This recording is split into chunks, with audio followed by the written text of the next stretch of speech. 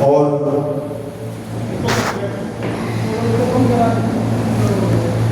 Volume भी थोड़ा कम करें प्रभु जी, थोड़ा वॉल्यूम भी कम करो और इको कम करो थोड़ी के साथ। आज का जो ये प्रशिक्षण है, बीकानेर जिले का सौभाग्य है कि हमें कुछ अच्छे अधिकारी प्राप्त हुए। पिछले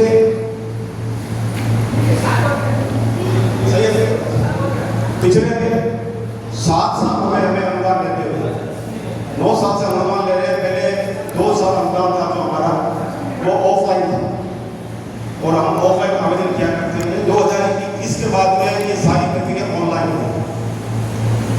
सोनी जी ने कहा कि दुर्भाग्य है कि अभी तक गौशाला आई नहीं। इसका मतलब है गौशाला के मन में कहीं ना कहीं ये बात है कि भाई फला व्यक्ति सुनिएगा, मुझे बता देगा, हमें वो काम करना होगा। यदि आप इस प्रकार की सोच रख के काम करेंगे ना तो फिर गौशाला को पनिशमेंट से कोई नहीं रोक सकता। जब तक गौशाला संचालक को विषय का ज्ञान नहीं होगा ना, तब तक वो ना तो मुनि को कुछ बता पाएगा और ना ही अधिकारियों को कुछ बता पाएगा। संचालक को विषय का ध्यान होना जरूरी है। राजस्थान के अंदर डबल रेट एक समस्या खड़ी हुई थी। बाकी विस्तार में गोपाल सिंह जी बताएंगे, पर मैं थोड़ा सा इसकी आउटलाइन आपको बता दूं। उस डबल रेट की समस्या में बीकानेर के अंदर भी 4,500 रेट डबल थे। राजस्थान का एकमात्र जिला था बीकानेर जिसने कैंप लगा के 3 दिन में सारे ट्रेन सही की। और पिछले उस दौरान करीब 1.5 महीने तक पूरा राजस्थान गुजरा। और हमारा सौभाग्य यह था कि हमने किसी को नोटिस नहीं दिया गौशाला विभाग ने कि भाई आपकी गौशाला का नंबर लेंगे, आप आ जाओ। सभी जिलों में नोटिस के गौशाला पर डिटेल लिखाई। हमने एक संदेश डाला और गौशाला से जो हमारे जिले के पदाधिकारी बने हुए किसी के बने उनको फोन किया, भाई ये गौशाला है, इन गौशालाओं को इस दिन उन्होंने टाइम तय किया, उस टाइम पर बुला लो ताकि इनका जो सुबह की समस्या का समाधान कर दो।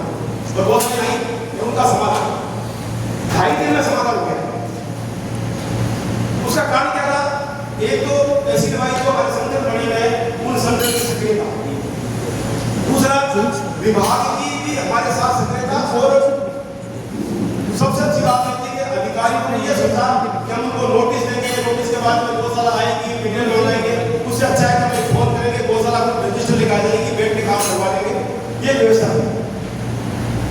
उसी विषय को लेकर पूरे राजस्थान में एक महालय का एक ऑडिट होती है जो सेंट्रल गवर्नमेंट की होती है। वो ऑडिट अभी पूरे राजस्थान में काम कर रही है।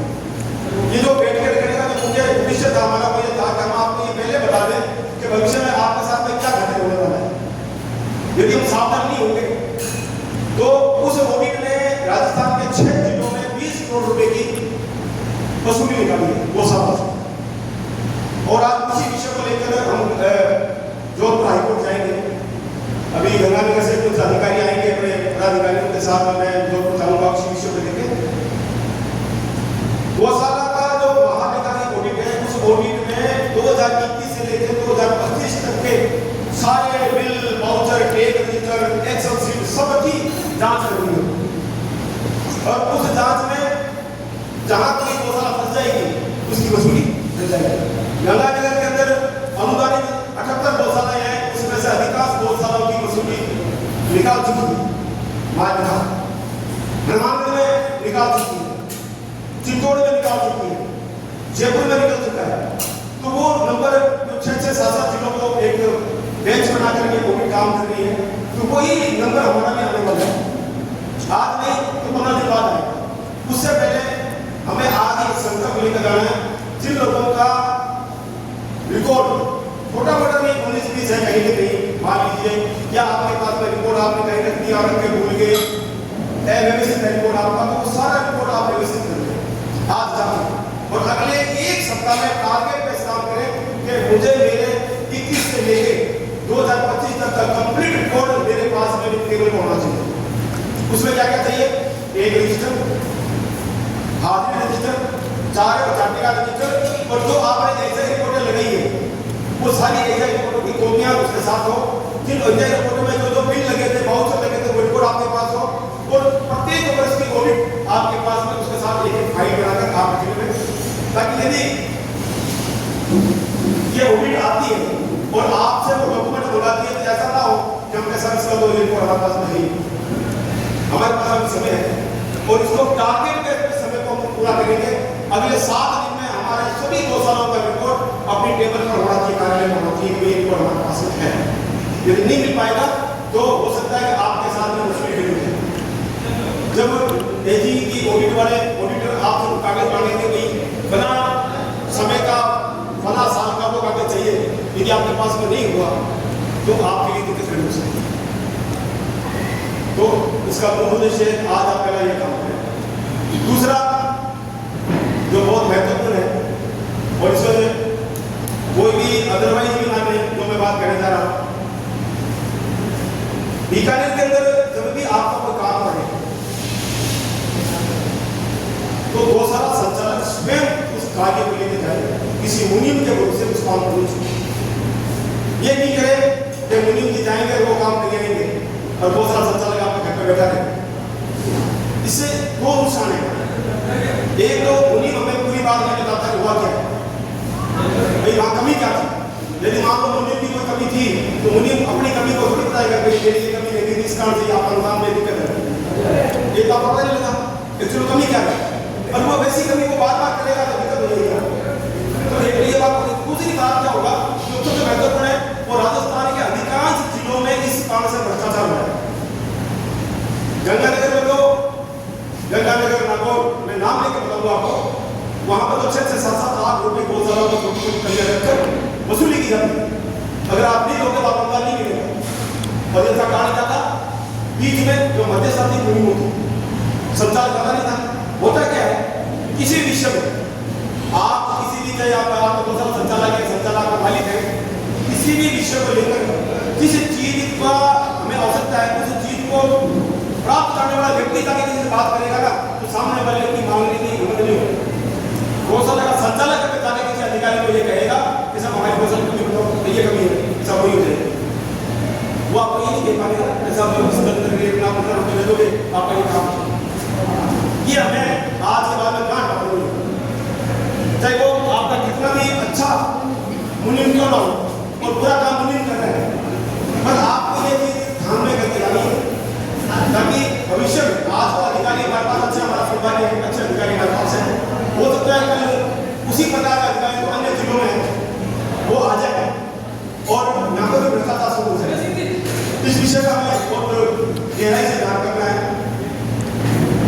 दूसरा मुझे ये बताओ, एनाप पर किस के टेक रजिस्टर दर्ज है? एनाप पोर्टल पर टेक रजिस्टर किस के दर्ज है?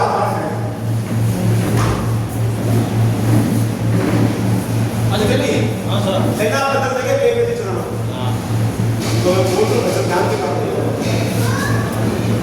यदि किसी का टेक रजिस्टर एनाप पर दर्ज नहीं है तो आप अभी इस प्रोग्राम के बाद तुरंत अपने डॉक्टर को फोन करें, फोन करके डॉक्टर को ये कहें कि भैया हमारा जो टेक रजिस्टर है वो एनाप पर दर्ज नहीं है तो दर्ज कर दो, तुरंत करवाओगे।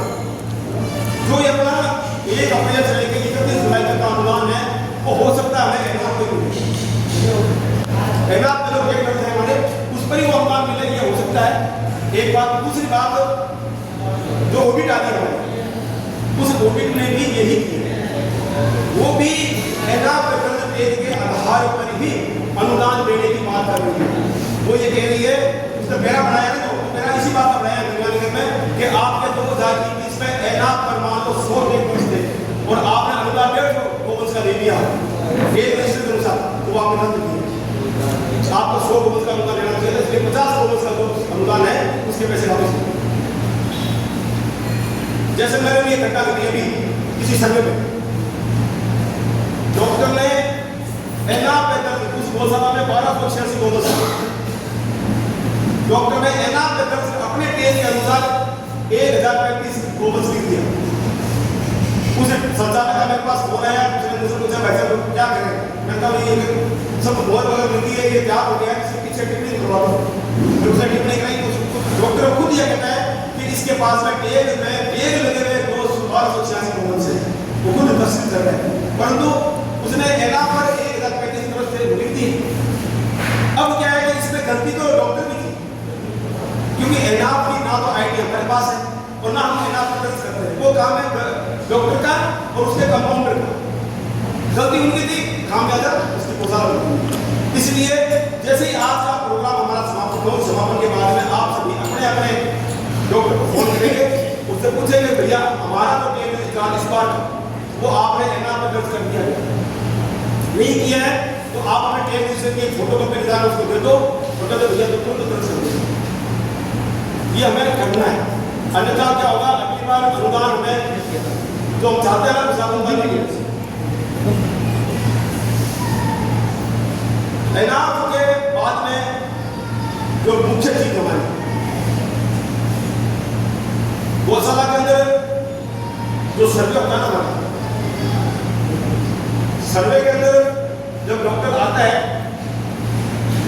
एक वीडियोग्राफी अभी 10 तरीके पहुंच जाएगी सर्वे में, हमने सब देखे होंगे, कुछ 10 घंटों में फोटो ले लेती है। अभी जो एजुकेटेड चल रही है उन्होंने कई गौशालाओं में कंप्यूटर पर वो वीडियो भी देखा है कि आपके गौशाला जो सर्वे हुआ है आप किस प्रकार करते हो, वो देखा है। उसमें उन्होंने लगाया है कि ये जो आपके वीडियो है ना 2 मिनट के 3 मिनट के 5 मिनट के जो सीधी भेजते बनाते हैं, ये नहीं, हमें चलती हुई 2 बस दिखना चाहिए ताकि हम गिनती कर सकें।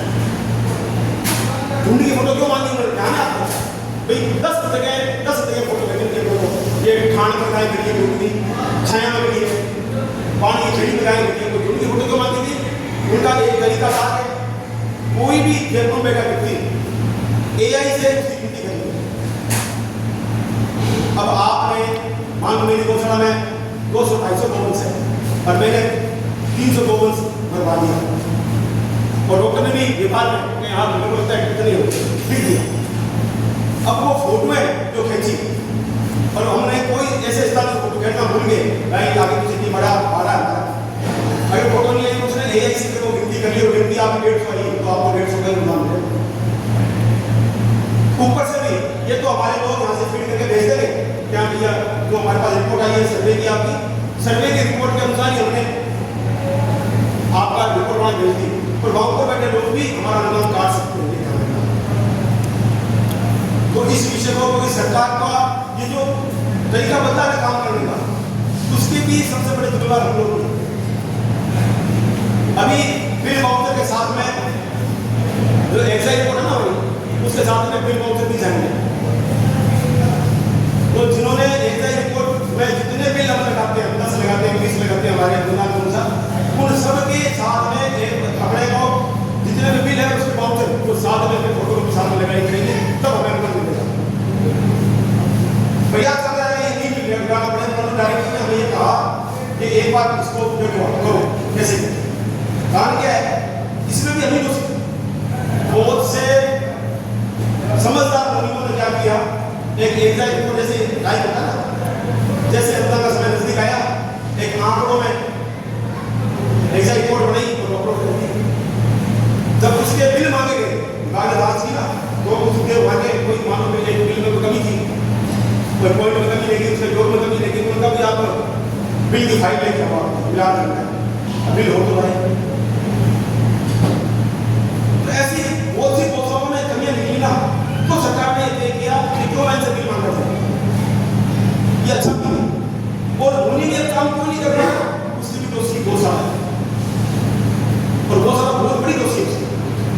वो क्या है कि मुनीम हमें फोन करता रहता है कि भाई साहब कागज भेज दो, भाई साहब कागज भेज दो, अनुदान ले भाई, हाँ आज कल भेजे हम, परसों भेजे हम, अब हो गया अपने गाड़ी को नहीं, ऐसे करके जब हमें पता है कि साल में 2 बार मीटिंग दे रहे हैं और हमें यह पता है कि जुलाई लास्ट वाली है, उसके बाद आवेदन का समय शुरू हो जाएगा। तो मुझे आप ये बताओ इतनी गौशाला बेटी है तो किस किस गौशाला ने अपना स्वयं का भविष्य का बंधन किया, एक गौशाला की स्वयं का भविष्य का मतलब आपकी गौशाला में कितने टेग लगे हुए हैं। क्या होता है कि भक्त गोबर का टेग काट कर रख होता है, परंतु टेग कोई गिर जाता है, उस टेग का हमें नहीं पता कौन सा टेग है। जब हम अपनी गायों का स्वयं भविष्य सत्यापन करेंगे तब हमें पता लगेगा इस बात का कि भाई इस गाय का टेग गिर चुका है, तब तो रेगुलेशन टेग लिखा जाएगा हमें। और आपको नहीं पता है, आपने क्या किया कि नए टेग लगा दिए, वो टेग आपका पहले से चल रहा था, परंतु एक हमारा 15 या 20 साल का टैंक था पीछे, वो गिर गया हमारा और हमने वहां पर कोई नया टैंक रिप्लेस कर दिया। और वो कौन से गवर्नमेंट में किया ये पता नहीं, तो वो संख्या तो हमारी कहीं रह गई ना। अब हमें करना क्या था, जो एडाफ है उस पर जो मर्द गोबर का